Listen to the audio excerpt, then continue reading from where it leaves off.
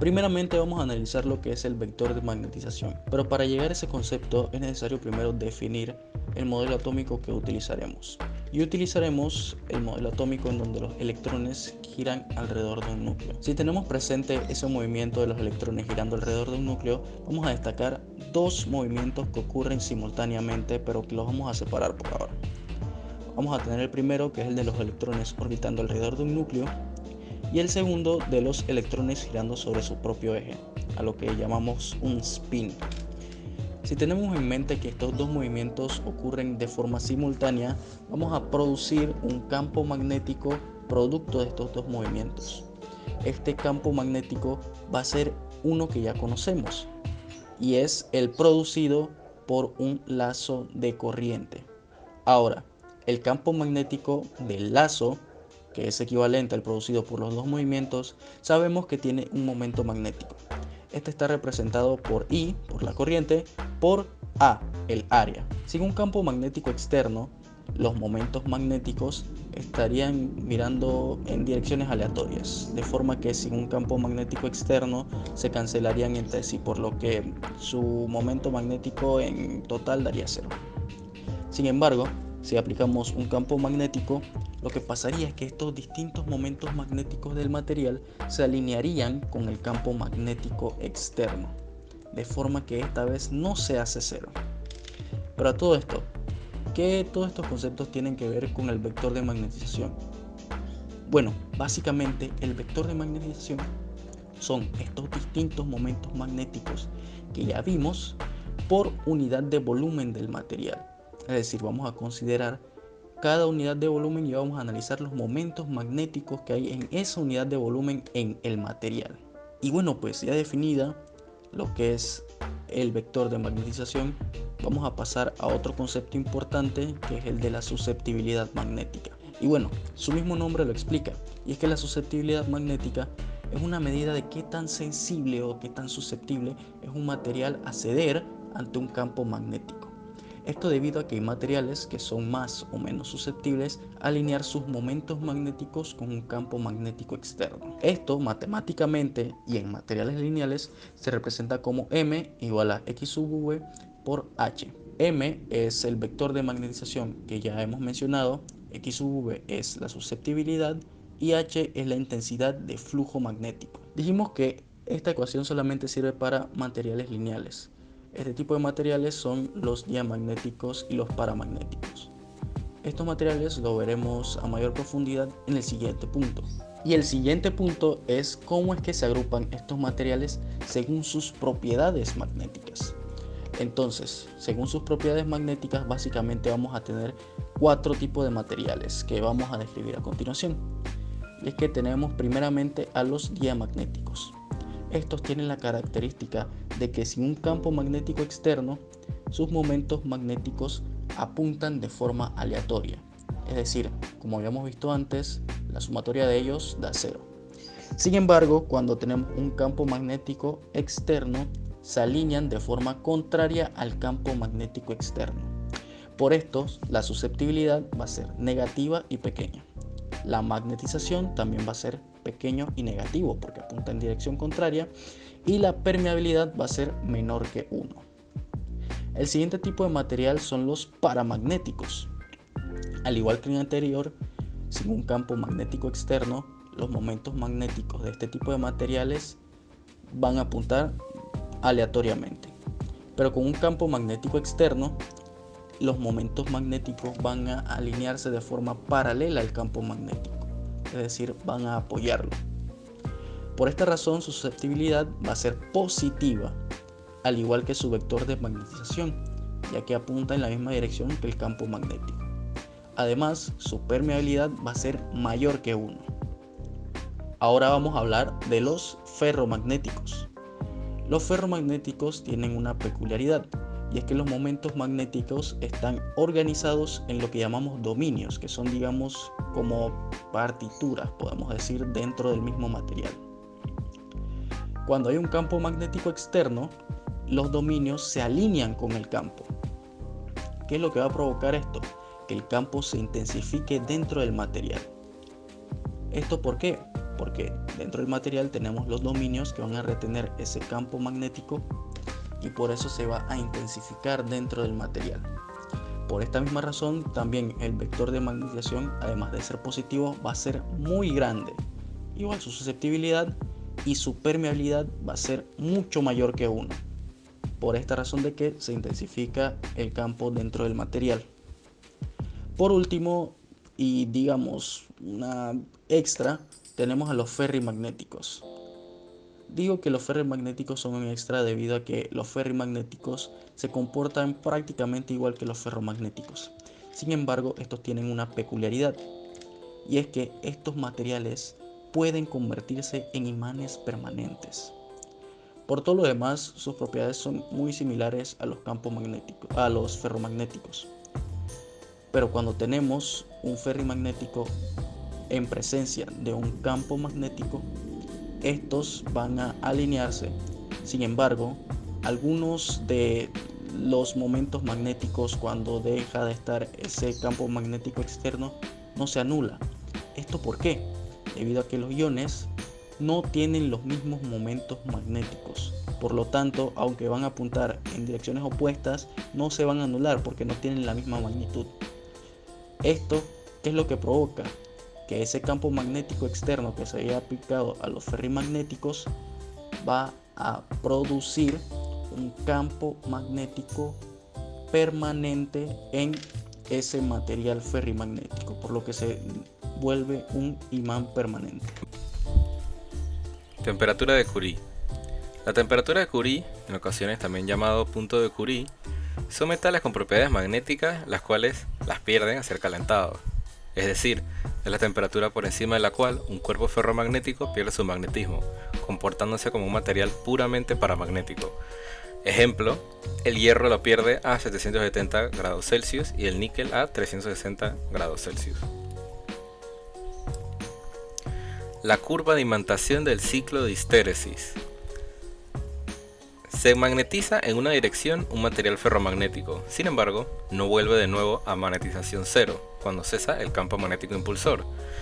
Debe ser impulsado hacia atrás de nuevo a cero mediante un campo en dirección opuesta, ya que la reorientación de los dominios no es completamente reversible, quedando una imantación remanente en el material y el material queda convertido como un imán permanente. Y así es como se explica la curva, el comportamiento de la curva de imantación del ciclo de histéresis. Ahora hablemos de los superconductores. Si el mercurio se enfriara por debajo de los 4.1 grados Kelvin, pierde toda su resistencia eléctrica. Este descubrimiento de la superconductividad fue hecho por H. Kamerlingh Onnes en 1911 y fue seguido por la observación de otros materiales que exhiben resistividad cero por debajo de una cierta temperatura crítica. El hecho de que la resistencia es cero ha sido demostrada por el sostenimiento de corrientes de anillos de plomo superconductores durante muchos años sin una reducción medible. Una corriente inducida en un anillo de metal ordinario decaerá rápidamente por la disipación en la resistencia a la corriente, pero los anillos superconductores habían mostrado una corriente de decaimiento de más de 1000 millones de años. Ok, vamos a explicar las analogías que existen entre un circuito eléctrico y un circuito magnético. Como ya sabemos, el circuito eléctrico nos sirve para modelar el comportamiento de la corriente a través de un conductor, esta corriente producida por una fuente. Estas fuentes de voltaje o fuerza electromotriz, la corriente y la resistencia. La resistencia que representa las características propias del material y su oposición a la corriente. Analógicamente, nosotros podemos hacer un circuito magnético basado en las propiedades ferromagnéticas de un material, que en este caso sería más o menos como nuestro conductor, donde nuestra fuerza electromotriz no va a ser directamente una fuerza electromotriz, no va a ser un voltaje, sino que va a ser una fuerza magnetomotriz que va a ser producida por una espira que tiene corriente. Luego vamos a tener un flujo que va a ser producido por esta corriente que se va a confinar dentro de nuestro núcleo ferromagnético. Esto dado porque así como la corriente le gusta moverse por los conductores, al flujo magnético le gusta moverse por los materiales con alta permeabilidad. Independientemente de esto, igual que con la corriente, tenemos una componente que se va a oponer al paso de del flujo magnético. En este caso le vamos a decir relutividad magnética. Entonces esta se calcula bastante parecida a la corriente, midiendo la longitud, el área transversal y multiplicándola por la característica del material, o sea, en este caso la permeabilidad del material. Y bueno, modelándolo sería básicamente lo mismo: una fuerza magnetomotriz, nuestro núcleo y la reluctancia. El análogo de la corriente en este caso sería entonces lo que vendría a ser el flujo magnético, y cada uno pues con sus unidades respectivas. El flujo se mide en Webers, la fuerza magnetomotriz se mide en amperios vuelta, y esto dado a su definición, que se infiere directamente de multiplicar la magnitud de la corriente que pasa por ahí por el número de vueltas de la bobina, y la reluctancia, que se mide en amperios vuelta sobre Weber.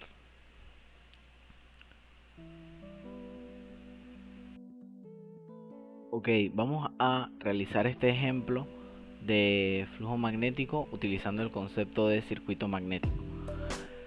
Lo que se nos pide es calcular la magnitud de la corriente que hay en el bobinado para producir un campo de 0,5 miliwebers. Un flujo de 0,5 miliwebers. Nos dicen que la sección transversal es circular, nos dan el radio de la misma y nos dan el radio de la circunferencia que forma el toroide. ¿Para qué nos sirven estos datos? Pues bueno, nosotros sabemos que la fórmula, según la ley de Hopkins, para calcular la fuerza magnetomotriz, que se traduce como el número de vueltas por la corriente, es flujo por reluctancia. Ya tenemos el valor del flujo, que es 0,5 miliwebers, y entonces solo nos faltaría calcular el valor de la reluctancia, que sería la longitud del medio. En este caso es una circunferencia, así que hay que calcular la circunferencia, que se calcula 2pi por el radio, que lo tenemos, entre la sección transversal, que también tenemos el radio, y como es circular, esta sección transversal sería pi por el radio al cuadrado, por la permeabilidad del medio, que sería entonces 1000 por la permeabilidad del vacío, que es un dato que nos da el problema. Sustituimos todos los valores y luego sustituimos la igualdad de que la fuerza magnetomotriz es igual al número de vueltas por la magnitud de la corriente. Despejamos para el valor de corriente, o sea, pasamos el número de vueltas dividiendo, y con todos los valores sustituidos y en las unidades correctas, entonces solo es cuestión de multiplicar en la calculadora y nos da el valor de la corriente, que sería 3,979 amperios.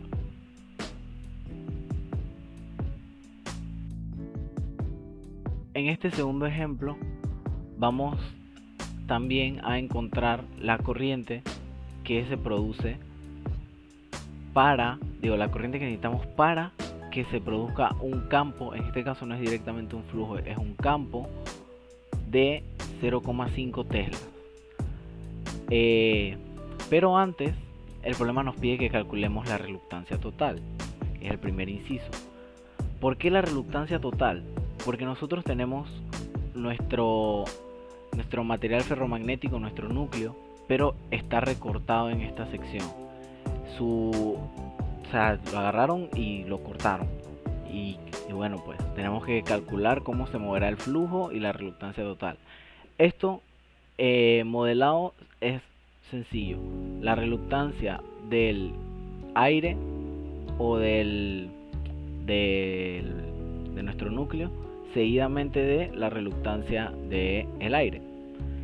Y se puede hacer la misma analogía que se hacía con los circuitos eléctricos. dos resistencias en serie, se suman sus valores y ese es el valor de la resistencia total.